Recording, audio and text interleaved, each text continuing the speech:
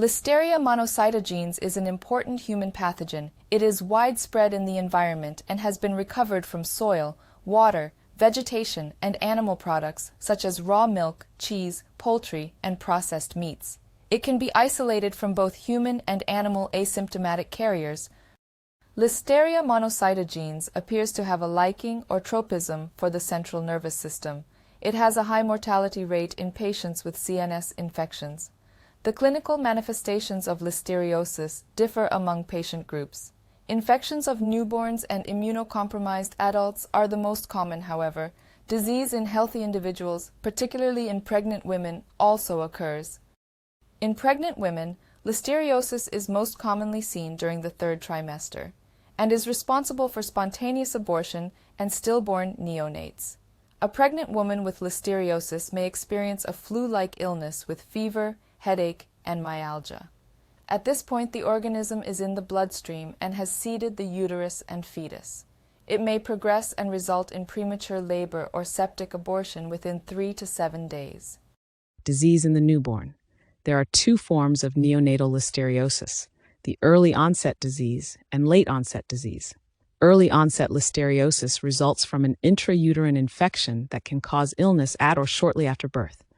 The result is most often sepsis. Early onset disease may be associated with aspiration of infected amniotic fluid. Late onset disease occurs several days to weeks after birth. Affected infants generally are full-term and healthy at birth. The disease is most likely to manifest as meningitis. The fatality rate is lower than an early onset infection. Disease in the immunosuppressed host. Invasive listeriosis most commonly occurs in persons who are immunosuppressed. The most common manifestations are central nervous system infection and endocarditis. What makes Listeria monocytogenes tick? It is the virulence factors. These include hemolysin, Listeriolysin O, which damages the phagosome membrane, preventing killing of the organism by the macrophage; catalase, superoxide dismutase, phospholipase C, and a surface protein P60, which induces phagocytosis through increased adhesion and penetration into mammalian cells. Non-hemolytic isolates are found to be virulent and demonstrate no intracellular spread of the organism. Laboratory diagnosis of listeriosis begins with collecting specimens in suspected cases, which include blood and cerebrospinal fluid. Microscopy, culture, and susceptibility testing is then performed in the lab. Under the microscope, Listeria monocytogenes appears as a gram-positive coccobacillus. Cells may be found singly, in short chains, or in palisades. Below is a gram-stained picture of Listeria.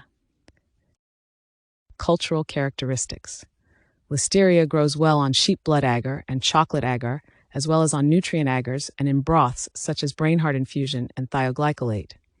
It prefers a slightly increased carbon dioxide tension for isolation. The colonies are small, round, smooth, and translucent, and are surrounded by a narrow zone of bupae hemolysis, as in the picture below.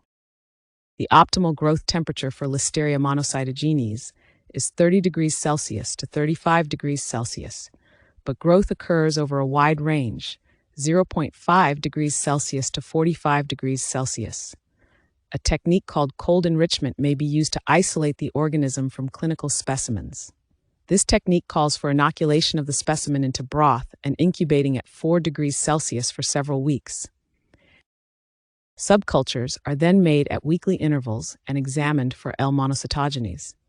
This method is disadvantageous because the length of time required for isolation using this method lessens its importance in the clinical setting, because treatment must begin early infectious process. Identification. The colonies of Listeria monocytogenes are beta-hemolytic on blood agar. They are catalase positive, meaning that they bubble after addition of hydrogen peroxide. They also hydrolyze esculin. In wet mount preparations, Listeria monocytogenes exhibits tumbling motility, that is, end-over-end motility, when viewed microscopically. In motility medium, the characteristic umbrella pattern is seen when the organism is incubated at room temperature, 22 degrees Celsius to 25 degrees Celsius. Listeria monocytogenes is heparate hydrolysis positive and produces a positive camp reaction.